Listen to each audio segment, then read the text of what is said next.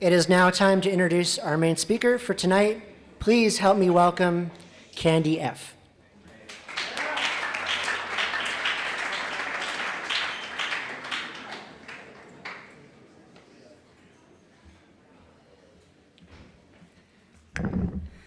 Well, my God, here I am, Candy Finnegan, alcoholic. Thanks, Jeff. When you meet somebody in your life, you just never know where that friendship and that relationship might take you. And, well, this is cute. Whose gum is that? Well, that's gross. In the old days, I'd probably have chewed it. I met Jeff 31 years ago, and we were both 13 and 12, and he was running the Greek, and gosh, I think we had fun, didn't we? I think we did, yeah. Some days were a little fuzzier than others, but it's been a long-term, wonderful relationship. I've seen him get sober, and he's seen me stay sober, and for that, I'm eternally grateful. And one of the things that I think the reason I've been here as long as I have is because I think being of service and becoming the person that you can speak about is one of the honors that Alcoholics Anonymous has given me. I'll tell you kind of who I was and who I think I am now, and everything in between. I was born and raised in a really privileged family in Kansas, and I knew those three guys and the small dog and this really hysterical broad named Dorothy, who a lot of times, depending on what I took, I thought I was her.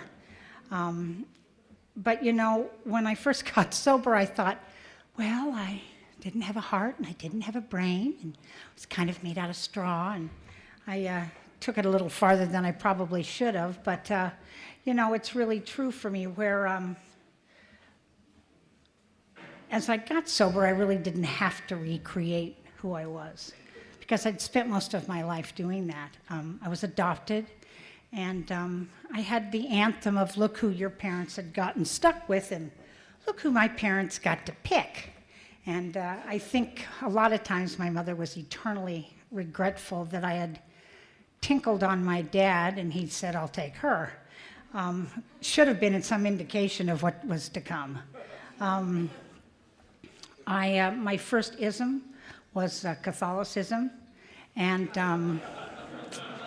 it was, you know, it kind of represented all the other diseases I've had. I was fearful, I lied, I would do anything not to go to Mass, and spent a lot of time trying to figure out why I had to, tell some guy who said that he was holier than thou the truth, and I never did quite figure it out. But, I'm retired now from that ism as I am from alcoholism, so the good news is that, I don't have to be so critical of someone else's life in that either. And that's all growth for me. I graduated top of my senior class from a girls' Catholic high school because my parents gave all the nuns TVs and a new lawn. And, I used to have Mother Superior invite me to come to school. And, it was just, I didn't like the uniform, and I didn't want to spend a lot of time on my knees in chapel. And so I, kind of just started in on, don't you know who I am? And she would constantly try to remind me who she was, and sometimes I listened and sometimes I wouldn't. So I would go to my parents and say, Sister Mary Emily's being really mean to me, and she's not going to let me do and so don't you think you could do something for her, like buy her tickets to the Sound of Music or something? And so one more time I had learned how to manipulate a situation that made me look good and therefore not having to do what everybody else did. And that was so comfortable for me. I kind of liked it. I learned how to be a chameleon very, very young. And so wherever the situation, which really served me well when I was drunk, really served me well to not have to be who I thought I should be, but who you thought I should be. Therefore, it always kind of fit in. It was like an alcoholic in training, So I learned how to lie and manipulate and dress the part. And because of that, I think that as I've gone on my journey, I've certainly learned that that's alcoholic behavior. I just thought I was, kind of rather clever. But what I found out is that all of that became the alcoholic in training. And, I'm one of these alcoholic women that I was a blackout drinker, which is, I once heard a joke that, all your blackouts, the last 10 minutes of your life I said, no, I don't want to hear that. It served me well when I could say I didn't remember. When I left high school, I went to a college that was a girls' finishing school in Columbia, Missouri, and it was called Stevens. And I think I was finished in about 2.5 weeks. It was just really hard for me one more time to have to take direction from a bunch of people who didn't know who I was. So we couldn't have a car, so I tried to stash a car, and I got caught because I had a little bit too much to drink and ran into the dean of women's car and left the scene of the accident. And oddly enough, the car was registered to me. And I, of course, had to go through the whole thing of where somebody had stolen my car, and I had lent it to him before I came to college. And finally, he just called my dad up and said, "Get me out of here." And he said, "Well, for your punishment, you're going to have to go to Kansas University." I thought, okie dokie. And that was fabulous for me because I could just kind of fit in, and I drank, Kansas was a dry state at the time, so the only thing you could drink would be like 3-2 beer, which is really 3-2 what? It was like maybe 1.8, but as a Catholic Irish alcoholic in bloom, it just meant that I could drink 8 or 9 pitchers. And I spent a lot of time in the John, but, I could still drink a lot of beer, and it made me kind of, renowned in my own mind. I liked college. I don't remember going to a lot of classes, but, I liked the whole freedom and living in a dorm, and, because I hadn't had much freedom at that point, and but I couldn't buy my way out of my grades. So I right before I was going to flunk everything, I'd kind of show up and tell them I'd had mono, or, I think I told one teacher I'd had TB and that I'd been in a sanitarium. They probably went, "And your dog ate your homework." But, I really didn't care if they believed me. What I really cared is that I had come up with some brilliant plan one more time to escape. And my father came up my junior year and said that he gave me a week to get a major. And because I'd switched a lot. Sometimes I was a PE major because I liked the jocks, and other times I was a music major because I liked musicians. So, I hadn't really settled down to do anything. And I told my father I had wonderful news for him, that I was going to be a dental hygienist. And he said, "Oh my God, what did you ever think about doing that?" And, well, I'd actually gone to the dentist that morning, but it was something that I knew that I couldn't accomplish, but that would, needless to say, have a... And I thought there was probably a lot of drugs and alcohol involved. I'd met a couple dental students, and so off I went to the University of Missouri in Kansas City Dental School. And I'm not going to talk a lot about that because I don't remember a lot about it. But there were a lot of pills, and it took me about 8 or 9 years of being sober where I would think, oh, people who take pills, oh. But I think I took a lot of pills, and I know I drank a lot because I drank at the levee, and those hot summer nights with the mosquitoes and the escatrol and then the black beauties, and then I literally I would go, well, I think I'm having fun, and I paid somebody to take my finals, and when I went up to graduate from college, the professor of the dental school, shook my hand and said, "Who are you?" And I said, "Oh, well, I'm who you called." And he goes, "No, you're not.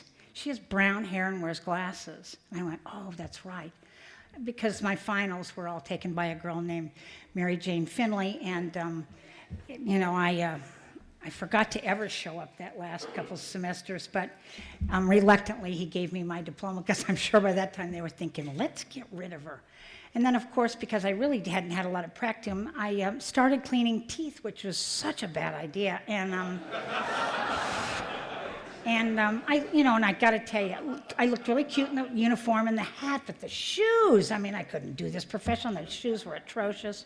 So, of course, I always had to buy, little white designer flats. And so it was difficult keeping the jobs. So what I did was I went to a Head Start program and taught kids how to brush their teeth. And so it didn't really matter what you did the night before, because they weren't really horribly judgmental. And I would get these tons of product and stuff and all this toothpaste. And so I just kind of like dump it in the middle and go, "Come here," and you go like this, and you put a big smile on your face. And then they'd all chew that stuff, and it'd have all that blue stuff where, all the gunk was. And I'd go, "Oh, God, do something about that." So I alleviated chewing the blue stuff that said where your tartar was. And, it's just kind of like I reinvented everything that I did. And, it worked for a long time.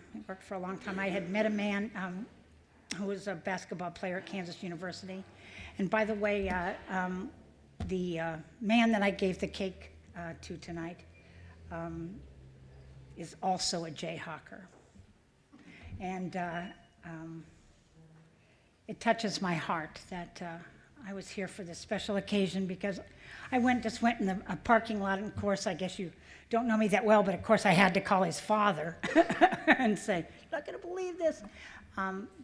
Because Chris Chu is here. There's some people in this room who didn't have a fighting chance. And by example of what you've taught me, and by example of coming in and being a man among men, I am honored to say that there are people sober in this room. Tim is in this room, and I met Tim in the basement of a bar too many years ago. And, so what has happened to me over the years is that I learned by example, and I have been fortunate enough to be able to end up being a teacher. The man that I met, of course, I met him at Kansas University. There were 22,000 people there, and I found the alcoholic. He'd barely had a drink yet, and I found him because it was necessary for me to be able to have somebody who understood me. And the only complaint he had at that point was that I drank too much, and which, so I learned how to, be sneaky. It worked. After graduation, I got married and married this man, and I thought he was going to play ball with the Celtics and be an attorney. And he got mono and became a musician. So it was like, I thought I could probably talk him out of it. It wouldn't take too long. And I think this is his 39th year as a professional musician. So I do some things really well. Other things I don't. So we started in on this path, and I went right from Kansas to Marin County. Not a pretty sight. I'd never seen anybody hitchhike unless their truck broke. And the smell that came out of Marin County was fascinating. I wasn't quite sure what it was, and years later, of course, I learned it was patchouli oil. And, I never, made a dress out of a bedspread, and I really wasn't really great at twirling. And I had no idea who Janice J was. It's just like I was so lost, and I had been in all these little, I'd been a Waldorf Astoria debutante, and I knew how to do all that, but I didn't know how to be real. And, when you take acid on Mount Tamalpais, they're hoping you're going to tell the truth. So instead of that, I just acted like I took it and learned how to twirl and doused myself with patchouli oil, so who knew? So I started again on learning how to do what you expected me to do, but was too afraid of being authentic, and which had been my anthem. You know, it really had been. And those were some interesting years. I really struggled with the whole business of not being the main focus, whether it was in my husband's life or whoever's life, because there wasn't any focus back then other than maybe peacock feathers or something. And I desperately tried to fit in. The first time I had ever been alone in my life in a house. My husband had gone on tour, and I thought, well, I'm going to light some candles and have some incense. And about 45 minutes later, this was some kind of organic lavender candle that blew up because it had air in it, and my house caught on fire. And I didn't even know barely how to call the fire department. You know, I mean, it was like that. I mean, I thought, oh, this isn't good. My mother gave me a card at a kitchen shower that told me how to boil water. And yeah, I used to read it. So, you know, I felt like I had faked it for so long that I could fake this too. And sometimes it was okay and sometimes it wasn't. And really that's where I learned to act like I was having fun, but alcohol became so dear to me. And, you know, there was a lot of drugs around, of course, but I just thought, you know, I can't lower myself to take a dollar bill and roll it up and, you know, snort off a mirror and then talk. I mean, you know, I never had a problem talking, so I just thought, well, you know, and then of course the first time that the gold spoon with the little, you know, diamond nugget came by, well, I thought, you know, I could lower myself to their standards. And, you know, it was like always, you know, pretending that I wasn't going to do something that I really was dying to do. If you had turquoise jewelry on, I'd never wear it again. I mean, it was like, why? You know, why did I not fit in? And I was so afraid that I wouldn't be able to fit in right that I would have rather been different. And I think that kept me comfortable for many years, many years. We moved down to Los Angeles, and I have a really tall husband, and of course, I went out and bought a Carmen Ghia and never thought about having him sit in it. So I actually had to trade the car back in to get a sunroof so that he could get in the car to drive down to Los Angeles. I mean, I don't know why I never thought of that, but you know, it was like, because I never really wanted a Volkswagen, but kind of didn't want to drive around with a Ford Torino anymore. It looked a little too Kansas for me. So, you know, one more time, if I looked like I fit in, it was perfect. I gave the two cats in the back tranquilizers, but I thought it was, but actually one of the cats I accidentally gave a Benny to. So it had, you know, pooped all over the back of the car and never shut up. It was a Siamese cat, and I mean, for like 4 hours, because of course we had to take these scenic tour by the ocean in the car with the breeze and the cat, and you know, and I thought, Lord have mercy. One more time, the illusion of what should have been was a disaster. We moved down here, and I probably was alone in the form. You know, I mean, we'd go to, I mean, I would just think, oh my God, I don't know the words to this song, and everybody's, I mean, it was just that alcoholic insecurity, isolation, demoralization. And at that point, I was drinking to breathe, you know, but I didn't know it. I didn't know that I had to use alcohol and anything else I could get my hands on to be able to get to the party, so I could only have one glass of wine, because I certainly wouldn't want you to watch me drink that way, like you were keeping tabs, like, you know, one glass. Oh, there she goes again. But I really felt that I was just that special. And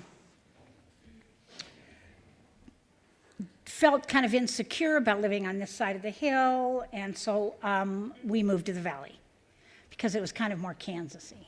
And there I tried to fit in. I actually went to church. I said to my mother, I don't have any friends. She goes, why don't you go to church? Okay, Mom. And I went to church, and I thought, I'm not going to church again. And so that didn't work. And, I just didn't know where to look. I mean, I didn't want to hang out with musicians, old ladies. And I married the man, not the job. And I, kind of always was hoping that, maybe he'd, not do this anymore. I kept saying, do you have a sore throat? Anything, just so, please don't sing, I'll put down all these boundaries that you can't have an instrument in my house. And I just, stupid. Trying to recreate, doing it my way. And I had so blessed. I had a daughter in 1977. And what I learned through that process more than anything is when I went to the first meeting with my doctor and found out that I was pregnant, he said to me, well, you have kind of a high alcohol level. That isn't a really good idea. And I said, oh, you mean I can't drink? And he said, well, I wouldn't think it would be a good idea. If you want to have a glass of wine every week, that would be fine. I heard you can have a glass of wine, 2 or 3 a night, but don't overdo it. And I heard him say, don't stop smoking because it would be really hard on the baby. I mean, I'm telling you, and so I said, oh, my doctor doesn't want me to quit smoking, And, of course, I don't think that was quite true. But one more time, it was more important for me to be comfortable. And all of a sudden, the obsession to drink was lifted. And it's because I cared more about this child than I did myself. And I didn't understand it at the time.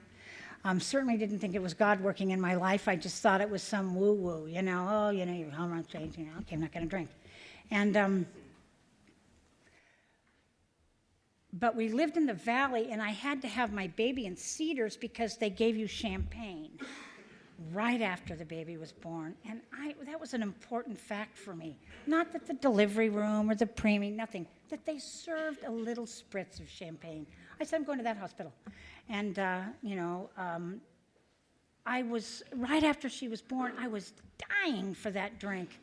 And the obsession had never left. I had thought I was going to be this perfect little person, but then I just started drinking champagne because every day was a holiday, and she would burp and I would have champagne. And she was, it just didn't matter at that point. And I kind of worried about myself, but not that much. And several years later, I was blessed to have a baby boy, and I went through the same thing, except this time, after my son was born,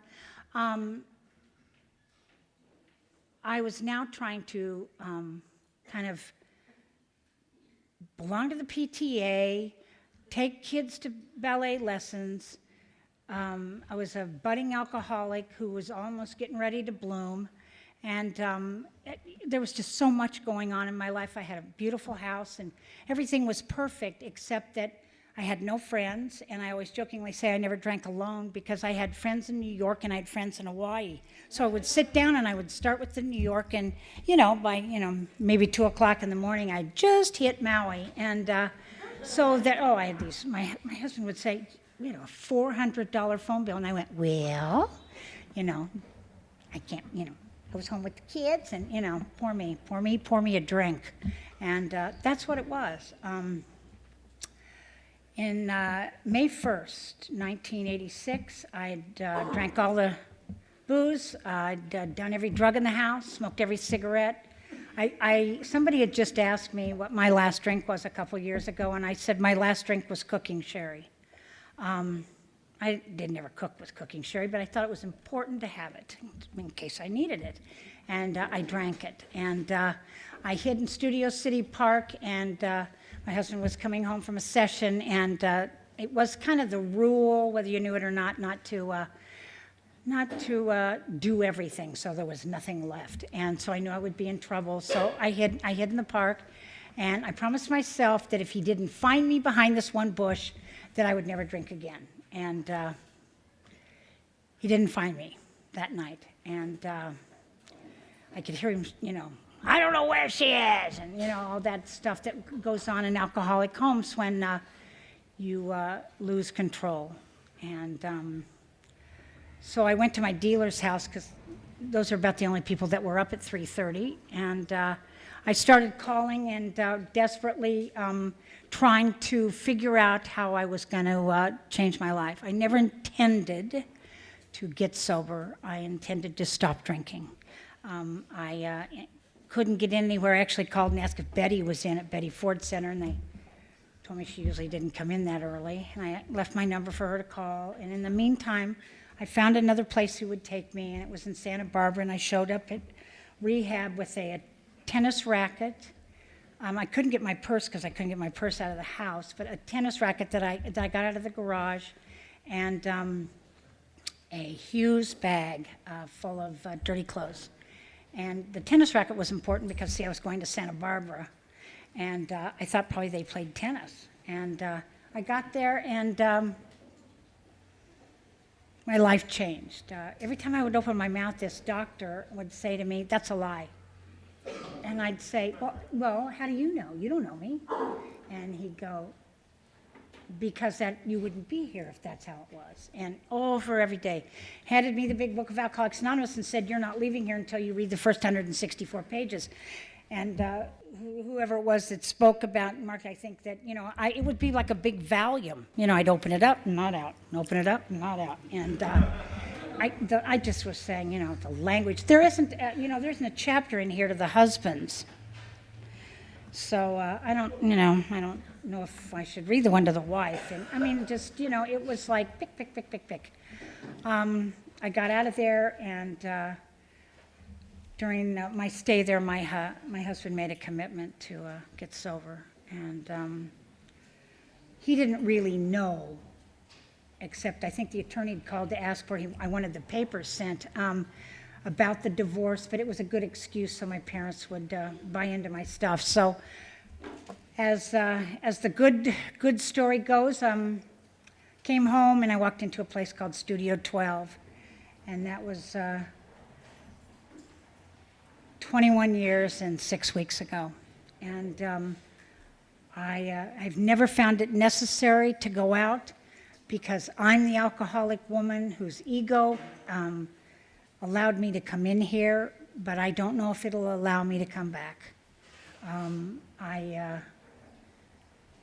didn't know at the time that relapse, everything was okay if you just went out and did it or you didn't do it. I didn't understand the concept well enough that you would love me until I loved myself. So I was afraid that, if I came back, you wouldn't like me or you'd find fault with me. So it was just easier for me and my little sick head to go, "Don't you know who I am? I'm an alcoholic." And I wasn't one of these people that loved getting the chips. I was horrified that I hadn't had a drink in 60 days. And the surrender took a long time for me, but I met a man who got me involved in every kind of service possible. It just didn't matter. And he'd say, "You're doing that, or you're doing this, or you're doing that." And when my husband and I had gotten sober, we had no place to call. And we called the Musicians Union, and they said they didn't have a problem. So I met a wonderful, magical man named Buddy Arnold, and he started MAP, and I got to be one of the original board members of that. And so everything that I have been able to accomplish has always been about helping somebody else. And during that time, the gift has been, I've always been able to keep it. If you're new here tonight, I got to tell you something. You can go out, and you can always come back, and we will love you unconditionally. But don't go out and die, because I'm telling you, you'll miss the best deal. I used to tell Bill, who I gave a cake to, I'd go, "If you'll just go to AA." "Oh, I don't think so." I'd say, "You're just going to love it. You're going to meet fascinating people just like you." "I don't think so." And he stood up here tonight, and the reason he's sober and the reason all of us are sober is because he found where he belonged, and he belonged with himself. And he's able to say, "I'm Bill, and I'm an alcoholic," just like I'm an alcoholic. I'm still of service. I went back to UCLA. I ended up with Tim's ex-wife going to and getting a degree, and then from there I finished my master's and became an interventionist, and life has taken a interesting turn for me. I had just finished writing a book, and that I was asked to do by a national, by Penguin, who's never done a recovery book before. And, you know, they wanted me to do it because they trusted my instinct that I could talk to people who weren't alcoholics, and that I could help people. And what an honor. Who knew? Who knew? When I was sitting at home crabbing about that my old man was on the road and I was here all alone. I mean, you know, all of those things added up to Candy, an alcoholic. And it's funny, I'm going to leave you with a story that I love so much. Right after I got sober, I had to go home. It was my dad's and mom's 50th anniversary, and I missed my regular flight because I was so unorganized, because I hadn't been drinking to be able to be organized. And I got on the plane, and it was American Airlines, and we flew into Denver, and then from Denver, there was a connection. And I'm telling you, I had no idea, because I, like, you know, had the Bloody Mary, and then from the Bloody Mary, I had the thing, then I went this, and then I could get off in Denver and go to this bar, and I mean, I had everything really aligned. And just as we landed into Denver, there was, of course, a tornado warning, and I thought, well, this guy isn't going to take off. I called my parents and said, I'm going to miss the plane. And just at the last second, they said, hurry up and get on the plane. This is going to be the last plane off. And I thought, ooh, I'm going to die here. So I got on the plane, and I had heard someplace, and I'm sure it was at a meeting, that if you ever get so stuck and you don't know what to do, ask somebody for help, which was certainly not my anthem. And I mean, this plane was being thrown all over western Kansas, and Mike had both my kids' hands, and I was screaming at the top of my lungs, trusting God, you know, and they were all looking at me in horror, and I was freaking out, and I thought, okay, so I'm going to be the one that go, oh, you remember Candy? She died sober. And I thought, who cares, you know? And so my son was petrified, because, he was just like a dog on a freeway. Oh, my God, now what's happened to her? And so I pushed the stewardess call button, and, it took her 5 minutes to come down as she was, and the whole thing. And I said, could you please make an announcement? Is there a friend of Bill W.'s? And she said, stand up and look for him. And I said, no. I don't know if he's on this plane. He's not on this plane, he's dead. And she said, what? And I said, could you just do that? Could you just go back and just don't do it? And my son looked up and went, just do it. We're on the AA plane. And I went, oh, good. He thought now he, of course, had to fly AA. And so she did it. And I could tell you in her voice, she goes, is there anybody here who can please push her? And, of course, I looked all around. There wasn't. And about maybe 45 seconds later, the door opened to where the captain was. And the captain started, I think, coming towards me. And I thought, oh, my heaven. And, he goes, did you ask for help? And I said, no, please go back and fly the plane. I said, because, I didn't know it was you. Then no one said to me, when you ask you that, the big guy comes out. And he said, did you ask for help? And I said, yeah, I asked for help. I don't know what I asked for. He said, did you need help from anybody who belonged to Bill W.? And I said, I don't even know what this means, really. I've got 6 weeks. And he goes, 6 weeks of continual sobriety? And I'm telling him, and I said, yes, I haven't had a drink yet. And he said, well, the good news is you're not going to be drinking in this weather. And I thought, oh, he's a smartass. On top of it, I don't know what I'm going to do, and I'm just going to die. And at that, I'm telling you, the plane wasn't a bump. And he turned around to me and he said, thank you for asking for help. He said, anytime I can reach out and help someone who doesn't know how to ask for help, you're going to be okay. And I said, okay, that's really nice if you just get back in there and fly this plane. And he said, so if anybody ever asks you for help, will you stand up and be accountable? And I said, I promise.